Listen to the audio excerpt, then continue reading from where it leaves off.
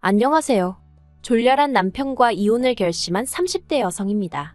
너무 열받아서 어디서부터 어떻게 써야 할지도 모르겠는데 솔직히 돈이 많다는 소리나 들었지. 저는 딱히 득본 것도 없거든요. 그런데 저더러 재산 물려받을 거면 자기 식구들한테 납작 엎드려서 살라는 식으로 나오는 거예요. 어이가 없어서 나 그 정도로 궁하지 않다고 됐다고 너 없이도 잘 살 수 있다고 남편 차버리려고요. 남편과는 결혼정보회사를 통해서 만났습니다. 당시 제 나이는 32로 결혼시장에서 그렇게 많은 편은 아니었지만 만남과 헤어짐을 반복하는 지인들을 보고 있자니 시간 낭비도 저런 시간 낭비가 있나 싶대요. 그렇다고 제가 결혼 생각이 없던 것은 아니었기에 지인의 추천으로 결혼정보회사에 등록을 했습니다. 그리고 그쪽에서 여러 남자를 소개해줬는데 생각처럼 쉽게 인연이 닿지는 않더라고요. 그러다 정말 마지막이다 하고 나간 자리에서 만난 사람이 이번에 이혼을 하게 된 남편이었네요. 아무래도 결혼정보회사를 중간에 끼고 한 만남이다 보니 남편의 조건에 대해선 이미 어느 정도 들은 바가 있었어요. 만남을 주선한 플래너 말로는 남편 자체는 중견기업에 다니는 평범한 회사원이지만 그 어머니가 어마어마한 현찰부자라는 거예요. 그런데 그에 비하면 저희 친정은 평범한 수준이었습니다. 부모님 두 분의 노후 준비가 되어 있으셨고 저 하나 시집 보낼 정도의 경제적 여유는 있으셨지만 현찰로 10억이니 20억이니 쌓아놓고 사는 건 아니었거든요. 그래서 처음엔 좀 부담스럽기도 했고 괜히 주눅이 들어서 나가도 되나 싶었는데 플래너가 제 사진을 남자 쪽에 보여줬더니 너무 만나고 싶어 하더랍니다. 자기가 이미 제 조건도 다 얘기해뒀다면서요. 그래서 그래 한 번 만난다고 무조건 결혼해야 하는 것도 아닌데 만나기나 해보자 하고 나가게 되었죠. 그런데 약속 장소에 나온 남편은 제 예상과는 많이 달랐습니다. 명품을 입고 나온 것도 아니었고 근사한 외제차를 끌고 나온 것도 아니었어요. 그냥 전반적으로 평범하고 소탈해 보였달까요?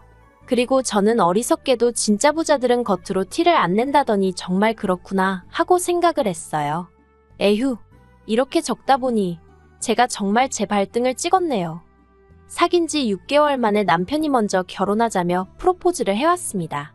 그리고 사실 데이트를 하는 동안에는 남편이 정말 부자인가 싶을 정도로 씀씀이가 크지 않았거든요. 데이트 비용도 6대4 정도로 부담했을 정도니까요. 그런데 결혼 이야기가 오가자 시댁에서 먼저 경기도에 집을 해주겠다는 거예요. 뜻밖의 제안에 놀랐지만 솔직히 싫지는 않았습니다. 그런데 친정아버지께서 대번에 그건 아닌 것 같다며 집값이 얼마건 간에 우리도 반은 보태겠다고 전화하시대요. 덧붙이시기를 여자도 어느 정도는 해가야 제 목소리를 내고 살 수 있다면서요. 그런데 시댁에서는 집값에 보탤 돈이 있으면 차라리 예단을 해오라며 현찰 1억을 요구했습니다. 그리고 거기서 저나 저희 친정부모님이나 1차로 마음이 상했죠. 솔직히 저도 결혼을 앞두고 이런 생각을 했다는 게 남사스럽긴 한데 예단이란 건 이혼이라도 하게 되면 제가 돌려받을 수 있는 게 아니잖아요. 하지만 아파트에 제 돈을 넣어두면 제 지분이 어느 정도 생기는 거니까 만일에 상황이 벌어져도 제가 제 권리를 주장할 수 있고요. 그래서 남편에게 예단으로 1억은 못 해가지만 어머님 가방 정도는 해드리겠다 했어요. 그랬더니 이제 시댁 쪽에서 난리가 난 거예요. 집을 사주겠다는데 어떻게 맨몸으로 올 생각을 하느냐고요. 그래서 이때 저랑 친정부모님이랑 2차로 또다시 마음이 상했네요. 오죽하면 남편한테 제가 이건 아닌 것 같다고 결혼이고 뭐고 없던 걸로 하자고 했으니까요. 그런데 그 일이 있고 며칠 뒤 남편이 저희 회사 앞으로 찾아왔어요.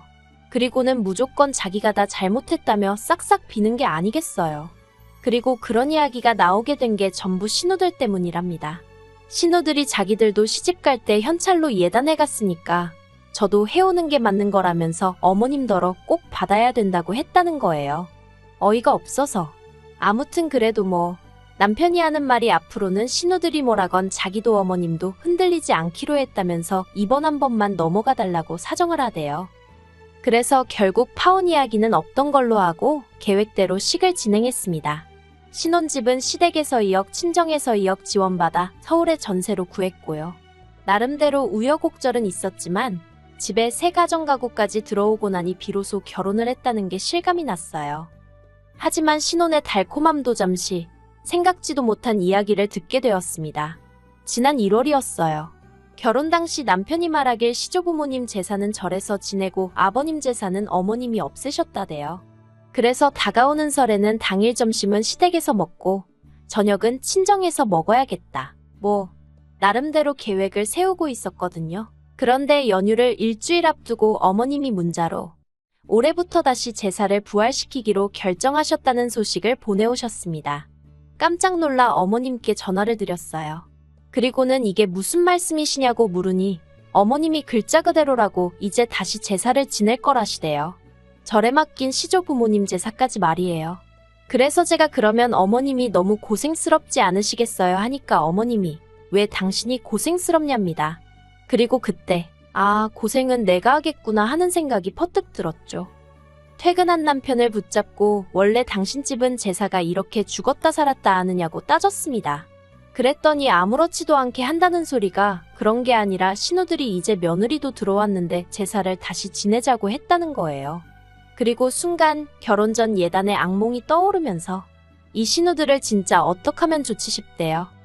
하지만 이때만 하더라도 그래도 이내 제 나름대로 좋게 생각해 보려고 했어요.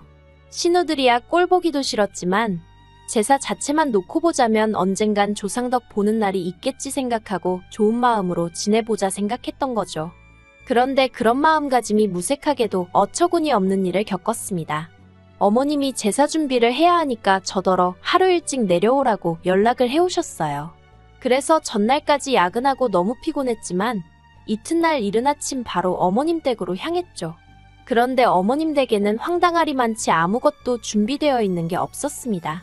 하다못해 저는 어머님이 장은 봐놓으셨겠지 했는데 오히려 어머님이 저한테 빈손으로 몸뚱이만 덜렁덜렁 왔냐 하시는 거예요. 갑자기 생각지도 못한 제사 준비도 짜증이었는데 도착하기가 무섭게 싫은 소리를 들으니 저도 사람인데 기분이 좋을 리 있었겠어요? 그래서 남편한테 장이나 보고 오자 했습니다. 그랬더니 어머님이 남편은 따로 할 일이 있다며 저더러 혼자 대형마트 가지 말고 시장에 가서 장 봐오라시대요. 내가 무슨 하녀도 아니고 여러 가지로 울분이 터지더라니까요. 그런데 저를 더 열받게 한 건 힘들게 시장을 보고 집에 돌아오니 따로 할 일이 있다던 남편이 보란듯이 거실 소파에 누워서 자고 있던 거예요. 그 꼴을 보고 순간 욱해서 남편을 깨우려니까 어머님이 운전하고 오느라 얼마나 힘들었겠냐며 저더러 깨우지 말랍니다. 그리고는 저더러 저는 당신과 따로 할 일이 있다며 따라오라더니 부엌으로 향하시대요. 그리고 그때부터 어머님이 시키는 온갖 제사 음식을 만들어야만 했습니다. 솔직히 그동안 저 먹을 간단한 음식 정도나 해봤지 전이고 나물이고 해본 적도 없었는데 말이에요. 그리고 명절 당일날 어머님과 남편이 제사를 지낸다고 설치는 동안 저는 결국 몸살이 나서 쓰러지고 말았습니다. 그런데 어머님은 괜찮냐고 한번 묻지도 않으시고 오히려 저더러 도움이 안 된다면서 면박만 주시대요. 제사상에 올라간 음식 중 제 손을 안 거친 음식은 하나도 없었는데 말이죠. 정말 너무 서러워서 결국 어머님 눈을 피해 남편한테 친정엔 언제 가냐고 물었어요. 그랬더니 남편이 신우들이 온다고 했다며 신우들은 보고 가야 된다는데 아니 내가 이렇게 아프다는데 무슨 신우들까지 보고 가라는 건지 진짜 열불이 나더라고요. 그래서 남편더러 그러면 당신은 여기 있다가 신우들 보고 오라고 나는 먼저 친정에 가겠다고 했습니다. 그랬더니 남편이 저더러 그렇게 먼저 가버리면 신우들이 좋다고 하겠냐는 거예요. 그러면서 신우들하고 좀 친해지려면 언니하고 살갑게 달라붙고 아양도 떨고 해야 할 거 아니냐고요. 어이가 없어서 뭘 그렇게까지 하라는 거냐고 짜증을 냈어요. 그리고는 신우들이 날 어떻게 생각하건 간에 난 지금 정신이 하나도 없으니 그냥 친정에 가야겠다고 했습니다. 그리고는 바로 콜택시 불렀죠. 그리고 그날 일로 결국 남편 말에 의하면 제가 제대로 신우들 눈밖에 났다고 하대요. 그러면서 신우들하고 사이 틀어져서 저한테 좋을 게 뭐가 있겠냐며 제발 잘 좀 해보라는 거예요. 신우들은 나한테 잘하는 게 쥐뿔도 없는데 왜 나만 맨날 신우들 기분을 살피라는 건지 너무 짜증이 났어요. 그래서 남편더러 세상에 어떤 인간관계가 한 사람만 잘하게 되어 있냐고 따졌습니다. 나는 신우들이 좋아서 아무 말도 안 하고 있는 줄 아냐고 당신 누나들도 나한테 벌써 투아웃 쓰리아웃이지만 그냥 내가 참는 거라고요. 그랬더니 남편이 신우들이 저한테 잘 보여서 덕볼 게 뭐가 있냐입니다. 신우들이 저한테 아쉬울 게 뭐가 있겠냐고요. 어이가 없었죠. 그런 논리라면 저도 신우들한테 아쉬운 게 하나도 없었으니까요. 그러다 결국 기어이 사단이 나고 말았습니다. 엊그제가 아버님 제사였는데 어머님께서 저더러 이번 아버님 제사 때는 신우네 내외뿐만 아니라 시조카들도 온다며 저더러 음식을 넉넉히 하라시대요. 그리고 제 기억 속 시조카들은 애들이 어리긴 했어도 먹성이 웬만한 성인 뺨치는 수준이었거든요.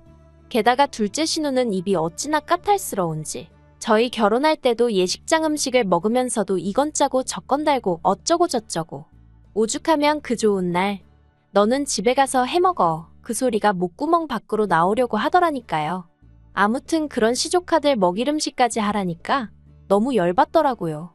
제가 먹을 음식도 아니고 저희 부모님이 드실 것도 아니고 그렇다고 저희 조상을 모시는 것도 아닌데 내 허리만 죽어나겠구나 싶은 게 속 터지대요.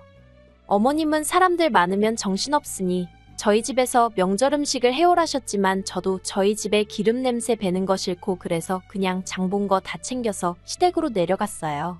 그리고는 신우들도 오면 일 좀 나눠서 하자고 얘기 좀 해볼 생각이었죠.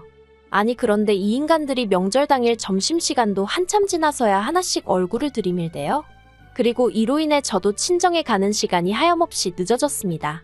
원래는 점심때 온다고 해서 얼굴만 보고 얼른 친정에 갈 생각이었으니까요.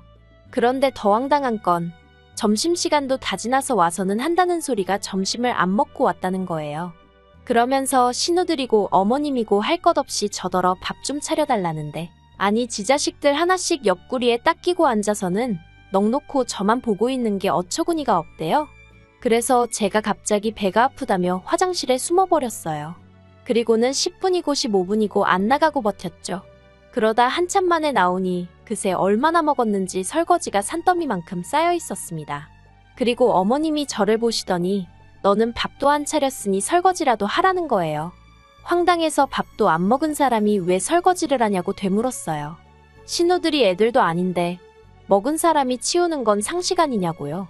그랬더니 어머님도 할 말이 마땅히 없으셨는지 너 잘났다며 하기 싫으면 냅둬라 하고 소리를 지르셨는데 신우들이 저더러 너무 한다는 거예요. 늙은 시어머니한테 일하라고 하는 며느리가 세상 천지에 어딨냐며 우리 엄마 불쌍하다고 그러니까 며느리 들일 때 너무 경솔했어 하는데 누가 할 소리를 하나 싶대요. 그래서 저도 저야말로 언니들 같은 신우들인 줄 알았으면 결혼하는 거 다시 생각해 봤을 텐데 정말 경솔했던 것 같다고 후회된다 해버렸습니다. 그리고는 다음 제사 때부턴 음식 안 하겠다고 며느리 잘못 봤다 후회된다 하시는데 기분 나빠서 못하겠다 했죠. 그랬더니 큰 신우가 저더러 싸가지가 있네 없네 하더니 저희 집에서 그러라고 배웠냐입니다. 그리고 그때 지가 뭔데 가정교육을 운운하나 싶은 게 순간 화가 나더라고요. 그래서 제가 신우더러 너는 그러라고 어머님한테 배웠냐고 너나 할 도리 잘하라고 했어요. 그리고는 지 아버지 제삿날아서는 하는 일이라곤 밥 처먹고 사람 갈구는 거밖에 없냐 했더니 신우가 저더러 미친 엑스 아니냐며 욕을 하고는 저더러 당장 꺼지라나요. 그래서 가지 말래도 갈 거라고 저도 똑같이 소리 지르고 신우 신발 발로 걷어차고 나와버렸어요. 집으로 돌아오는 차 안에서 남편이 꼭 그렇게까지 했어야 하냐면서 이제 신우들하고 틀어졌으니 어쩌면 좋냐입니다. 그래서 제가 남편더러 아까 어머님이랑 신우들이 나한테 하는 거 못 봤냐니까 남편이 한다는 말이 원래 있는 집에 시집 오면 그 정도는 다 겪는 거라나요? 그리고 그 이야기를 들으니 저도 모르게 웃음이 났어요. 있는 집이란 소리에 결혼할 때 혹하지 않았다면 거짓말이지만 살면서 막말로 현찰부자고 뭐고 전혀 실감을 못했거든요. 허구한 날 땅이 얼마가 있는데 그게 얼마짜리네. 천년만년 돼 보이는 낡아빠진 옷으로 이게 그 당시에 얼마를 주고 산 옷이네. 그래서 제가 남편더러 당신이 정말 돈이 많은지 어쩐지 내가 알게 뭐냐고 해버렸어요. 막말로 내 마음대로 쓸 수 있는 돈이냐곤 돈 100만 원도 없는데 있는 집 며느리 같은 소리 한다고. 그리고 나도 시집 올 때 당신만큼 해왔다고 쏘아붙였죠. 그랬더니 남편이 말 그렇게 하지 말라면서 자꾸 그러면 나중에 재산 물려받을 때 저는 하나도 못 주게 할 거래요. 황당해서 어차피 어머님 재산이 당신한테 나가지 나한테 오는 줄 아냐고 협박할 걸 협박하라 했습니다. 그리고 나도 친정 부모님 재산 받으면 내 한 몸 건사하고 사는 데는 아무 지장 없으니 걱정 말라고요. 그리고 이튿날 날이 밝기가 무섭게 저는 제 짐 챙겨서 친정으로 향했습니다. 밤새 내내 생각해봤지만 벌써부터 돈 몇 푼 가지고 생색내는 인간하고는 도저히 못 살겠더라고요. 줏대 없는 어머님도 버겁고 개념 없는 신우들 상대하기도 짜증나는 판국에 남편 하나라도 멀쩡하면 그럭저럭 살 텐데 그마저도 안 되니? 하다못해 제가 무슨 재벌가 며느리나 되면 모를까 돈 몇 푼도 못 쓰고 벌벌 떠는 주제에 유세나 부리는 집구석에서 제가 뭐 한다고 버티고 있나 싶어서요. 그래서 이혼하기로 마음먹었습니다. 남편은 또다시 저를 잡겠지만 이제는 전처럼 흔들리는 일은 없을 거예요.